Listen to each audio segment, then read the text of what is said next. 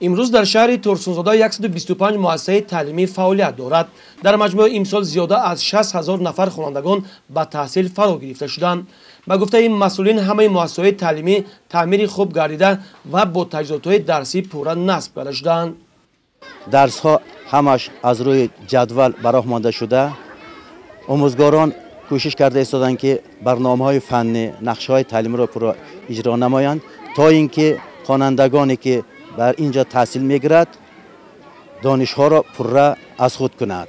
سال گذشته مؤسسه تعلیمی ما یکچند موفقیت نایل شدند. در چهاربینی‌های شهری فعالانه اشتراک کردند. در مسابقه‌های ورزشی خوانندگان ما جای‌های نمایان را نایل گشته. با افتخارنامه‌های شعبه معارف جماعت دهات ریگر نایل گشتند.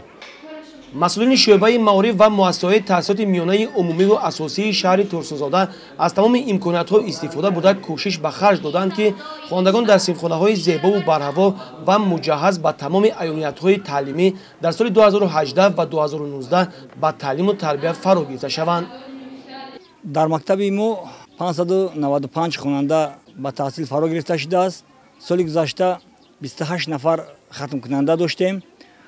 از اینها 20 نفر با طریق تستی با دانشکده‌های عالی جمهور داخل شدند و نام پرشرف دانشجو سزاوار گشتند. باید گفت که نتیجه زحمت‌های آموزگاران مؤسسات تعلیمی شهر ترسونزاده است که سال تا سال شماره خوانندگان داخل شدن به مکتب‌های عالی کشور و خارج زیاد گردیده است. خوانندگان مؤسسه تحصیلات میانه رقم 7 ختم کنندگان در نظر داریم. خب 64 نفر خواننده بود. از این 64 نفر خواننده 52 نفرش طریق مرکز ملی تستی حجت‌های خود را سپاریدند.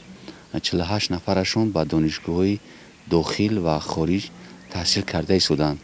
باید یادآور شویم که از این شماره 8 نفر خوانندگان مؤسسه در خارج کشور یعنی در دانشگاه اگراری شهر برینسکی تحصیل کرده ایستادند و 2 نفر دختر در دانشگاه طبی شهر مسکو تحصیل کرده ایستادند. و ما کوشش میکنیم که خوانندگان در روحیه وطن دوستی، خویشتن‌شناسی تربیت نماییم. تامین شرایط ارزنده برای تعلیم و تربیت و تحصیل نسل نورس از دستور هدایت‌های پرزیدنت کشور است که ضمن برآمدهایشان پیوسته مسئولین ساحه را وظیفه‌دار می‌گردانند. این دستور سرمشق فعالیت رهبریت شعبه معارف شهر ترسونزاده گشته است و مسئولین برای مهیا نمودن امکانات‌های زمانوی تعلیم و تربیت کوشش به خرج می‌دهند.